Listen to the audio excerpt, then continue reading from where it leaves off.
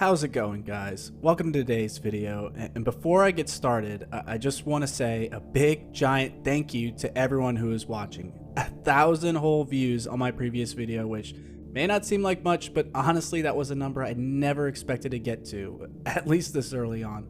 I went from like 4 subscribers to 30 in like 2 days, so again, I just really want to thank all of you guys for the support. I just love telling stories, and I look forward to making many more videos for you all. Alright, without further ado, let's get on with the story. Dear Scare Mail, I have a story that I think would be perfect for you in this channel.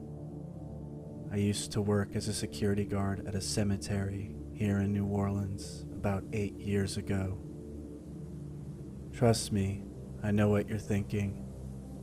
Why would anyone want to work the graveyard shift at a cemetery? Because, surely, anyone taking a job like that is just asking for trouble, right? Wrong. It was a surprisingly easy job. Probably the easiest job I've ever had, actually. All you do is sit alone in an air-conditioned room while patrolling the area every couple of hours. Not so much as a peep happens at night while you're working, considering your only company are those that are 6 feet underground. But there were a string of days that completely changed my mindset towards that job. For what was once a calm, relaxing gig turned into a constant, nerve-wracking horror movie you could never turn off. We were closing up shop one Saturday after a long day of funerals and tours. My manager had just left, so I had the place all to myself. I grabbed a soda and pulled up YouTube on the computer and got snuggled in for what was supposed to be an uneventful night. After a couple hours had passed, I decided to take my first patrol of the night. It was a calm and peaceful walk. The cemetery I worked at was off City Park Avenue, a quiet stretch of the city, far away from the ruckus of the French Quarter, so it was never out of the ordinary to be left alone with my own thoughts. With it being so quiet, I could hear every little thing within the cemetery, and for this particular patrol, it stayed quiet. I made my way back to the office for a little more downtime before I'd take my next patrol. A couple hours later, I was fixing to make my next patrol when something strange happened. A motion sensor floodlight clicked on for one of the cameras, which immediately drew my attention.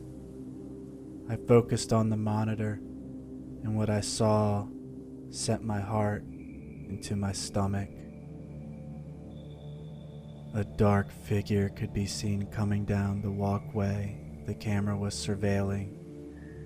Even more unsettling, the walkway led straight to my office. Whatever this dark figure was, it looked to be coming straight for me. I immediately jumped up from my desk, heart racing with my hand on my gun. I watched as the figure moved from camera to camera, slowly working its way to the door of our office. Maybe I'm just overreacting, I thought. It wasn't completely uncommon for a drunk or homeless person to wander their way into the cemetery at night. I calmed myself and prepared to escort whoever it was off the premises. It was my job, after all. But what happened next put a big old lump in my throat. Before I could even step outside, I heard a loud knock on the door. My eyes flew immediately to the monitor to see who it was. It was the dark figure, very visible now, but something wasn't right about him. I could only see the back of him, but he stood just completely still, His hands were clutched tight, as if he was ready to pick a fight. "Who is it?" I called out, but all I received was silence. "Hello? You're not supposed to be here," I continued, but still, I received silence. I was furious at this point. The feeling of being threatened triggered my fight or flight mode. I drew my weapon and yelled out to whoever was at the door. "Hey, you're trespassing, asshole.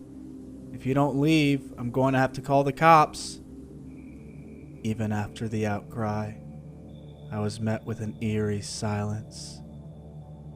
I looked back at the monitor. The figure was still standing at the door. With my hands shaking from adrenaline, I quickly grabbed the door handle and swung it open, pointing my gun right at the doorway. And then, the strangest thing happened. The doorway was empty. I poked my head out and looked around, pointing the gun in every direction, and still, I saw nobody present. I went back to check the video, only to be completely shocked when I saw that the dark figure vanished the second I swung the door open. Completely freaked out at this point, I locked the door to the office and hid inside the rest of the night, not daring to step foot outside again. The next day, I mentioned what happened to my boss. I showed her the video of the incident and was surprised to see her unfazed reaction. She mentioned that others have had similar experiences while working the graveyard shift. However, no one had ever had a repeating occurrence. "It's just a one-off kind of thing," she assured me. "A rite of passage, if you will." Despite my frustration of being withheld this information, I geared up for what would be another long night of the graveyard shift. It had been a quiet night for me up until this point. I was about 7 hours into my shift and only had 3 left to go. It was about 3 a.m. now, and I figured I was on the home stretch when my worst fears came to light. The same floodlight as before popped on. I couldn't believe my eyes. The dark figure had returned, but this time it was walking away from my office door. Determined to figure out who it was, I hurried out into the cemetery and followed the path of where he was heading. I was now near the corner of the cemetery at this point, far from the safety of my office. I shined my flashlight around to see if I could pinpoint where the person was. I walked up and down several rows of graves only to find nothing. I breathed a sigh of relief before turning around to return to my office. But as I turned around, my heart sank at the sight of what I saw next. A man standing at a grave not too far from me. How could I have missed him? I thought. I had looked up and down this row several times and saw no one, so to see someone standing in front of me at this moment sent shivers down my spine.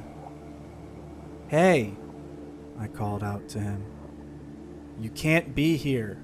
Visitation is closed." But the man didn't move. He just stood there, eyes locked on the tombstone before him. He was facing away from me, so I stepped closer to him as I called out again. "All right, buddy, come on, let's go."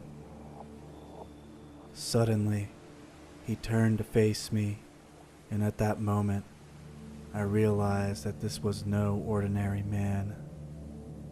The man had bluish skin and, even worse, he had an evil, angry expression stuck on his face. He made no sounds, only an angry growl to accompany his unsettling and unnatural face. I pulled my firearm and pointed at him. "Don't try anything funny," I threatened. With my heart racing, he started stumbling towards me, growling as he did so. I fired a shot, but it didn't seem to slow him down. I fired another and had the same result. He was within 10 feet of me now when I decided to retreat back to the office, running in terror as I was trailed by some sort of angry spirit. I could still feel his presence behind me as I furiously sprinted back to the office, determined to get to safety and call the police. I could finally see the door to my office, but wasn't sure if I'd make it. So many thoughts passed through my mind in these moments. Of my mom, my dog, everyone that's ever meant anything to me. My greatest fear is that I would become like the man chasing me and they will have never known what happened to me. Finally getting to the door, I pulled it open and slammed it behind me, locking it securely. I urgently checked the cameras to see if I could get eyes on the man, but he was nowhere to be found. I called the police and anxiously waited for them to arrive before stepping outside again. The cops arrived sometime later and scoped out the area for me. No one was ever found. Despite seeing the thing on the camera early on, where the incident occurred was in the corner of the cemetery, far and away from all the other cameras. Even weirder, nothing appeared to be chasing me as I was running back to the office, despite the feeling of being followed as I ran. I quit the job the very next morning, and once I left, I never looked back. Got a job as a security guard for an office building, which, despite not being as quiet, didn't involve being chased by vengeful ghosts, so it was an upgrade in my eyes. Returning to a normal sleep schedule was a plus too, but sometimes I find myself unable to sleep anyway, staring at the ceiling and thinking back to that terrifying encounter. I still don't know what that thing was, but a part of me doesn't want to know. Maybe some things are better left alone, including any graveyard shift at a cemetery in New Orleans. So, there's no secret that New Orleans is known for its hauntings. I would know. I was born and raised there. A lot of people say that the city is shared by its inhabitants and its spirits, a peaceful harmony in those that celebrate the living and celebrate the dead. Only, I don't think there is much harmony there. At the end of the day, spirits are spirits. Many of them are still here on this plane because they weren't sent peacefully to the afterlife. Take the entity in the story, for example. A spirit staring angrily at his grave, forever furious with his death and lack of closure, an expression glued to his face, exemplifying the poor hand he was dealt in this and the next life. And yet, tourists left and right will sign up for a ghost tour to bask in the supernatural presence of New Orleans. They're not fools in any way, they're just curious. And who isn't a little curious? Who wouldn't want to catch the sight of a ghost? But you know what they say, curiosity killed the cat. And if someone who is paid to work at a cemetery can't handle it, then why on earth would you pay money to spend a night in one? Take it from the man in the story. If you find yourself in a cemetery at night in New Orleans, don't explore too much, because you just might come across an angry spirit standing at his own grave. Thanks for watching, and good night.